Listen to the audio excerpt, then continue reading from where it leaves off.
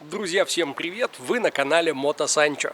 И сегодня приятный, теплый, а главное выходной день, в который я решил не сидеть дома, а отправиться на небольшую велопрогулку по окрестностям. Но сначала несколько финальных штрихов по подготовке велосипеда. Как вы помните, несколько недель назад я приобрел такой классический раскладной велик и разобрался с подкачкой колес, нашел переходник под эти тоненькие ниппеля, натянул и смазал цепь, установил сзади красный фонарь, положено по правилам спереди белый, но здесь есть также и фонари, которые работают от динамки, а динамка, к сожалению, была сгоревшая, поэтому заказал на Allegro китайскую динамку в металлическом корпусе, алюминий, левосторонняя, как раз как нам нужна. И вот сейчас хочу ее установить и опробовать.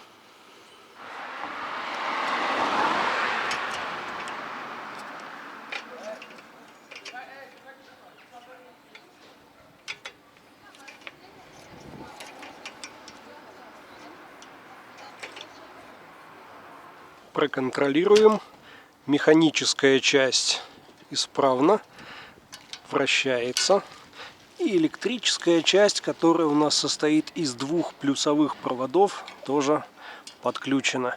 Минус здесь идет по раме. Надеюсь, контакт на раме есть. Ну, где-нибудь на ходу потом посмотрим, проверим. А чтобы добавить смысла нашей прогулки, я взял сегодня с собой все свои камеры. Кто-то спрашивал, как там GoPro-шка снимает. Вот сегодня мы ее и протестируем, сравним с Sony. Поехали! Целью своего маршрута я выбрал озеро Сверклянец. Хочу сделать вокруг него кружок. Но сначала надо выбраться из города. Весна. Все кругом зашевелились. Идут какие-то работы. Справа от нас заброшенная шахта. Она остановлена и, как видите, на продаже. Может быть, кого-то интересует. Кто-нибудь хочет купить себе остановленную шахту. Помню, многие в комментах писали, что эти велики, классические раскладики без передач, очень неудобны. В плане нет возможности выбора передаточных чисел при подъеме на гору или при движении по прямой. Да, есть такое. Но не забывайте, что каждый подъем когда-нибудь сменяется спуском. И если даже вы не вытягиваете в горку, спешьтесь, поднимитесь пешком, получите удовольствие от прогулки, а потом затяжной спуск. Можно не крутить педали и долго-долго катиться накатом.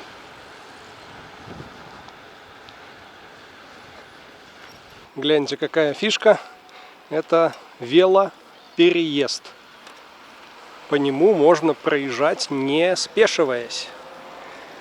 Просто ехать на велике. На данном этапе велодорожка превратилась в движение по краю проезжей части. Но она тоже обозначена. А если бы и не была обозначена, знаем, что ехать надо не дальше метра от края. По тротуарам в Польше запрещают двигаться, правила дорожного движения. А вот по дороге можно. Еду сейчас практически наугад. Знаю приблизительное направление и стараюсь его придерживаться. Но не сверяюсь ни с картами, ни с навигатором. Кажется, мы приехали на автовокзал или какую-то автостанцию. Как видите, в той стороне, куда мы направляемся, голубое небо с красивыми кучевыми облаками. А вот сзади нас нагоняют черные дождевые тучи. И сегодня по прогнозу обещали дождик. Надеюсь, мы от него удерем. Но это не точно. Такая неспешная прогулка дает возможность покрутить головой, посмотреть, как живут люди, какие дома строят, чем занимаются, чем увлекаются.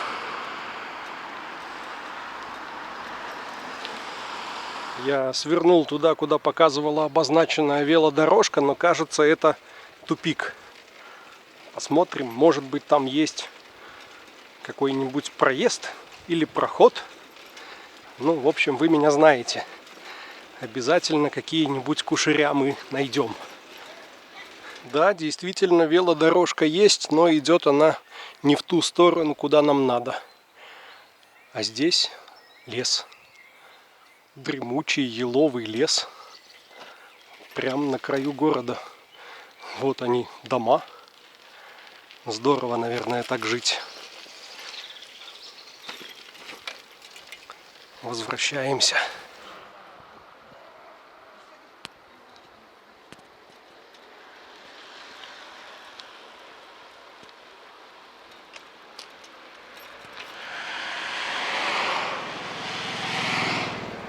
Ну вот, кажется, и конец населенного пункта. Опять же, по правилам дорожного движения велосипедисты здесь должны передвигаться в шлеме. Я заказал себе шлем, но он едет из Китая и будет недели через 2. Так что ждем. Ну а в мотошлеме на таком велосипеде ездить, согласитесь, смешно. А впереди участок ремонта.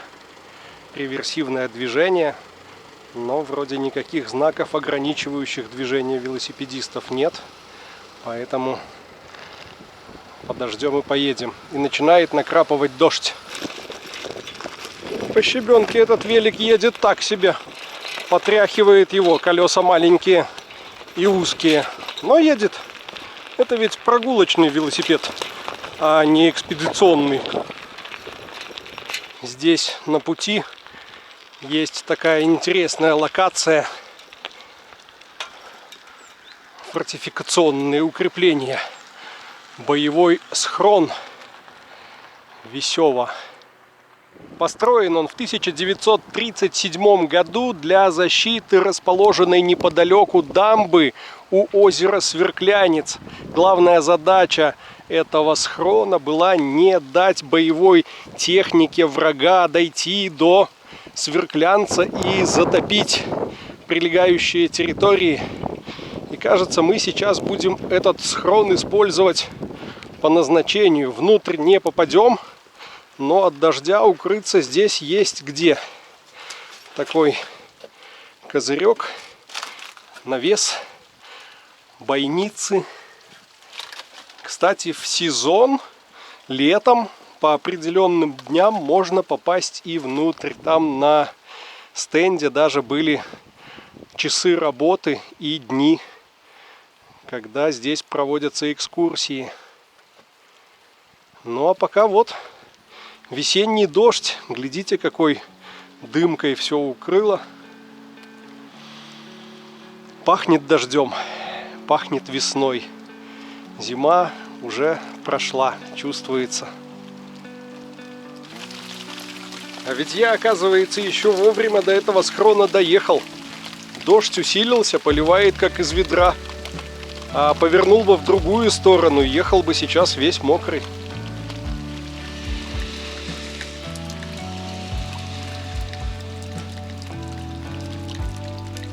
Но все имеет свое начало и конец. Вот уже и первые лучи солнца после дождя.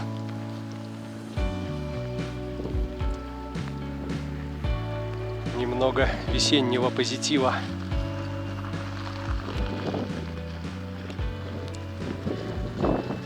Хорошо, а то меня тут уже начало подтапливать. Можем двигаться дальше. По дороге, видим, побежали ручьи. И обратите внимание на саму дорогу. В ее основании лежит кирпичная кладка. Фактически паркетный рисунок кирпича. На него потом уже сверху укладывали асфальт. делали современное покрытие, а когда-то эта дорога была кирпичной, прям как в сказке про девочку Элли. Очень много мотоциклистов встречаю, люди катаются, наслаждаются теплом. Дождь был такой сильный, что по обочинам целые реки образовались.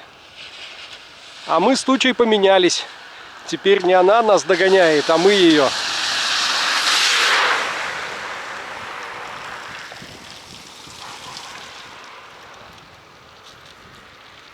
Во многих дворах вижу буйно цветущий вот этот яркий желтый кустарник.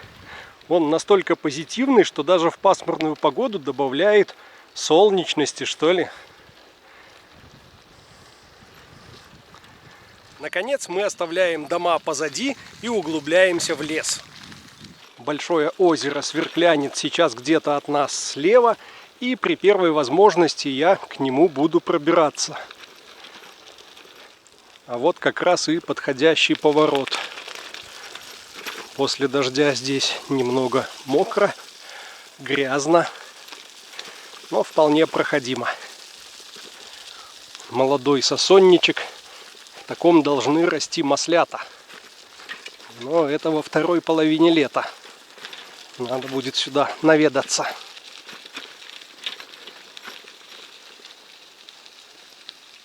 Ну и давайте здесь на тихих лесных дорожках начнем тест наших камер. Что же я их зря что ли везу? Извлекаем GoPro-шку. Думаю, многие знают, что я путешествую с Sony AS300. Довольно удобная, компактная экшн-камера. GoPro у меня никогда не было. Но вот сейчас появилась возможность ее потестировать. Это GoPro Hero 4. Не самая последняя, и я это знаю. Поэтому какого-то супер качества и стабилизации от нее ожидать не будем. Но она вполне может снимать в формате 4К. Однако я сейчас в настройках выставил 2.7. И знаете, что, пожалуй, самое неудобное в GoPro? Для того, чтобы начать снимать, ее сначала довольно долго надо включить. Вот она сейчас в выключенном состоянии. И для того, чтобы начать снимать, на Соньке я просто нажимаю кнопку «Съемка», и отзывается она уже через полсекунды. Это тоже начала снимать, но объективно прошло секунды 2. В принципе, это неплохо, это нормально. Давайте с GoPro проедем, посмотрим, как это будет выглядеть, и заодно как меня будет слышно. Может, у нее супер классный микрофон. Это тоже начала снимать, но объективно прошло секунды 2. В принципе, это неплохо, это нормально. Давайте с GoPro проедем, посмотрим, как это будет выглядеть, и заодно как меня будет слышно. Может, у нее супер классный микрофон. Я пока ее задействую в самом простом экшен режиме, без всяких дополнительных экранчиков, пультов управления. Включена цифровая стабилизация, качество съемки 2.7К, 50 кадров в секунду. И в этих же самых настройках я снимаю на Sony, так что можно будет сравнить. Жаль, конечно, нет у меня какого-то универсального крепления на две камеры сразу, чтобы можно было разделить сейчас экран на две картинки. Но я думаю, вы и сами найдете много похожих обзоров и тестов. А в лесу все уже зеленеет. Птицы поют. Молодые зеленые листики на деревьях. И запах такой лесной. Красивая дорожка. И вот прям сходу для сравнения на этой же дорожке Sony AS300. Цифровая и оптическая стабилизация. Здесь такая есть. те же самые 2,7К, 50 кадров в секунду. Звук, встроенный микрофон камеры. Я очень ленивый видеоблогер, не люблю навешивать дополнительных петличек, не люблю писать на отдельные какие-то звукозаписывающие устройства. Хотя, конечно, если хотите качества, то лучше писать на какой-нибудь плеер или на диктофон телефона через хорошую петличку и потом при монтаже сводить изображение, картинку и звук. Но вы понимаете, что это лишних 2-3 часа при монтаже каждого видео. Возвращаемся к GoPro. Дорога здесь такая для управления одной рукой довольно сложная. Надо быть очень осторожным. Однажды я на велике уже одной рукой доуправлялся. В повороте перетормозил, упал на бок и ушел в скольжение. Да так, что потом полгода ходил, хромал. Повредил себе голеностоп, сустав. Видите, впереди уже показалось зеркало воды. Вот здесь я, пожалуй, пройду пешком. Иначе можно ударить лицом в грязь. О! Снова заморосил мелкий дождик. Но он уже не такой сильный, как был до этого. Мелкого дождя мы не боимся. Очень интересно, что же здесь за место, где мы выедем к воде. Теоретически на мотоцикле с коляской я здесь вполне проеду. На машине будет сложно, очень узко. А вот на мотоцикле запросто. Очень скользко и грязно. Где-то слева трещат ветки. Может быть, это люди, а может быть, дикие животные. Они здесь тоже есть. Так.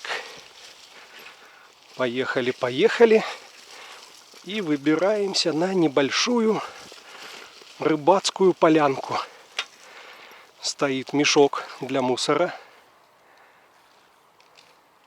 И плещет в берег волна.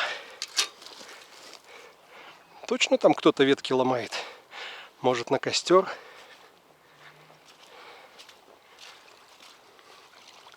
И там еще одна полянка. Тоже с мешком для мусора. А давайте вот здесь синхронно обе камеры запустим, чтобы действительно можно было сравнить картинку.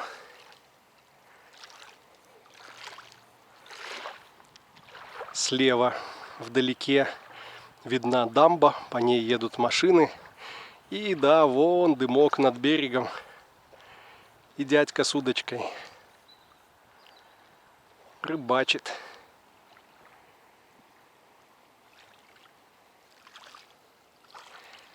Мне даже самому будет интересно сравнить качество съемки этих камер.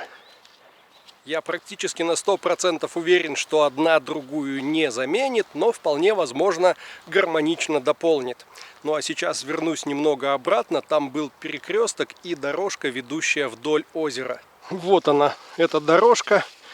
Ну и сказать, что здесь прям можно ехать, снимая с двух рук налево и направо, не получится. Она привела нас в какое-то болото. Дальше видим, дерево лежит и начинаются камыши. Кажется, мы снова упираемся в какой-то залив этого озера. Снова надо разворачиваться и возвращаться. А вот и грибы. Только недавно о них вспоминали. Но, кажется, они несъедобные. Что-то похожее на поганки. Зато много. Кажется, все-таки придется выезжать обратно на главную лесную дорогу и по ней уже двигаться до следующего съезда. Ну и раз уж мы с вами тестируем камеры, то неправильно будет оставить в стороне еще одну. Это DJI Osmo Pocket. Сейчас выберусь из этой грязи. Где-нибудь здесь остановимся. Сама по себе камера довольно компактная, удобная. И мне, в принципе, нравится, как она снимает. У нее тоже есть недостатки в виде долгого включения. При каждом включении ей надо откалибровать трехосевой подвес. Но у нее, видите, есть уже экран, который показывает, что мы снимаем. И шикарнейшая стабилизация. Даже не цифровая и оптическая, а прям механическая. Видите, как это выглядит? Я шевелю камеру, а на экране мы видим абсолютно стабильную картинку. Ну и давайте посмотрим на ходу. Дождик продолжает накрапывать. Ну а мы едем, крутим педали.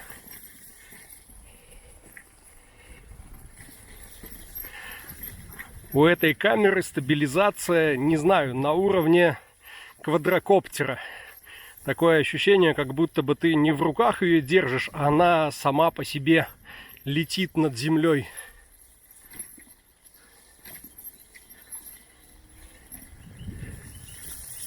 Даже если отклоняешь ее куда-то в сторону, все эти движения происходят плавно. Камера цепляется за какие-то точки привязки и очень плавно отрабатывает все переходы. Ну а еще у нее симпатичная кинематографичная картинка. Но как экшн-камера для мотоцикла она не годится, поскольку этот самый трехосевой подвес на скорости стряхивает ветром, он начинает дрожать. И ни о какой стабилизации уже речи не идет. Так что только в руках, только пешком или вот на велосипеде. И снова возвращаемся к Sony. Я тут с левой стороны увидел что-то непонятное.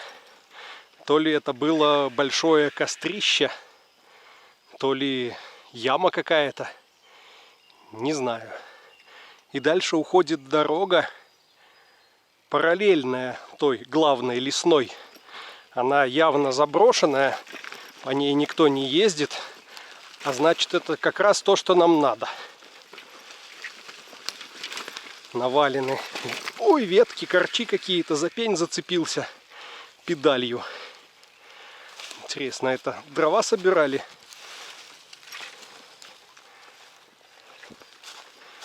Где-то пешком, где-то на педалях будем продвигаться в поисках интересных мест. В лесу очень влажно, попадаются затопленные участки. Их, конечно, преодолеваем на ногах.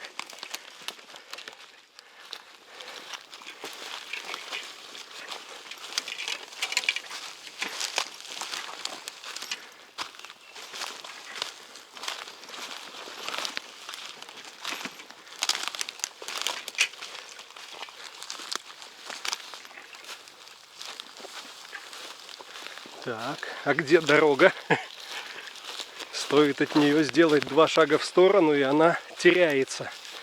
Настолько заросла травой. Все это начинает напоминать мою велопрогулку к партизанской крыничке под Гомелем. Если не знать, где я сейчас нахожусь, то один в один. Лужи, канавы, какой-то ручей бежит. И перебраться через него не так-то просто, да еще и с велосипедом. А на том берегу проглядывает между деревьев еще один бетонный дот.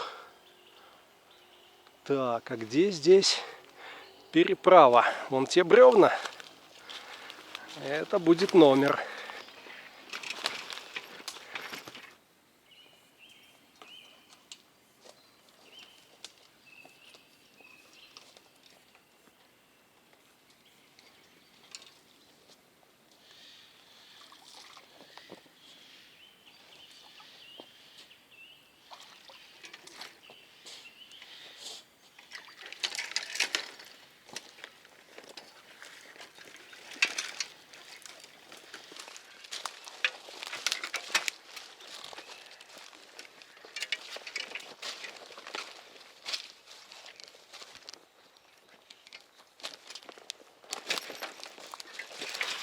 мы выбрались к обитаемым местам. Здесь уже полноценная дорога. Не отпускает меня лес. Зацепился веткой. Не хочет леший отпускать из своих владений. И вот он, еще один бетонный дот. Долговременная огневая точка. Солнышко выглянуло. Дождь закончился. Жизнь-то налаживается. Давайте здесь поставим велик. Он весь грязный, весь чумазый. Я тоже весь извозюкался. Пойдем посмотрим.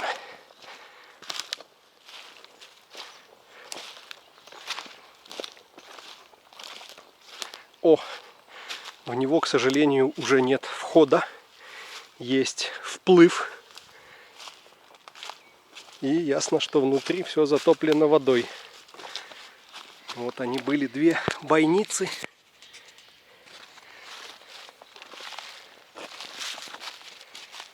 Ну, по сути, такая бетонная шайба, бетонный стакан с отверстиями. А наверху земляничка. Я решил эту дорогу тоже исследовать в направлении озера. И хочу сказать несколько хороших слов в пользу вот этой корзинки. Стало жарко, снял куртку, сложил и едет. Камеры в сумке там же. Можно взять с собой воды, но я не взял. Можно взять с собой что-нибудь перекусить, но я тоже не взял. Еду налегке. Зато без рюкзака. Все велик везет. Плечи не устают.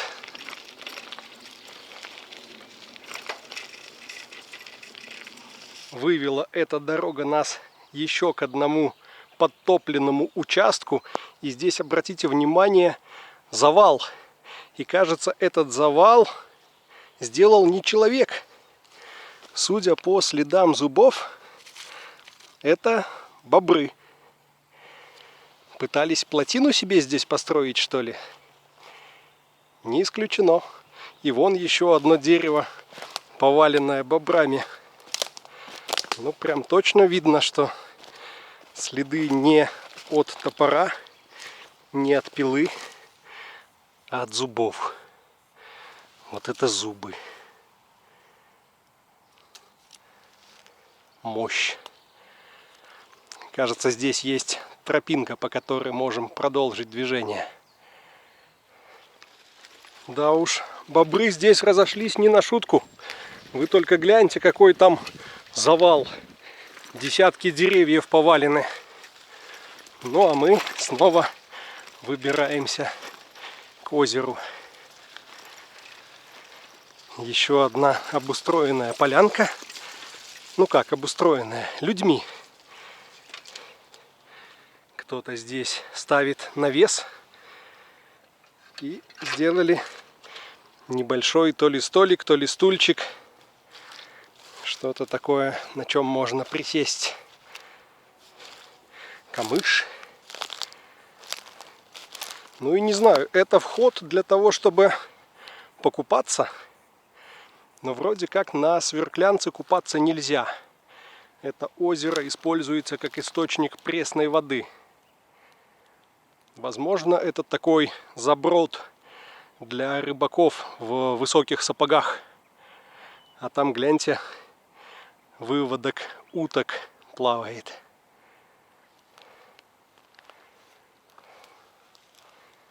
А вот здесь бобры пытались, но не осилили. Только понадкусывали. Еще одна рыбацкая полянка. Даже с кострищем. И кажется, дрова для них заготавливали как раз бобры. Такое ощущение, что здесь спускают лодки на воду. А я вот думаю, как бы мне отсюда выбраться куда-нибудь, где дорога попрямее. А то уже жарко. Надо искать путь от озера в направлении леса. Там-то точно есть дорога. Какая-то дорожка все же нашлась. Не сказать, чтобы сильно наезженная, но, кажется, кто-то здесь приличное количество времени потратил, выкапываясь. Даже не знаю, машиной или квадроциклом здесь пробирались. Очень жирная грязь. Ну, а я пешочком вдоль обочины преодолеваю такие участки. И вот впереди показалась та самая главная лесная дорога. Еще не асфальт, но уже укатанный гравий с песком. Довольно плотное покрытие, по которому приятно ехать. Сворачиваем налево. И по этой дорожке практически до следующего населенного пункта. А там снова попытаем счастья выйти к озеру. Елки лежат спиленные. Красивые такие.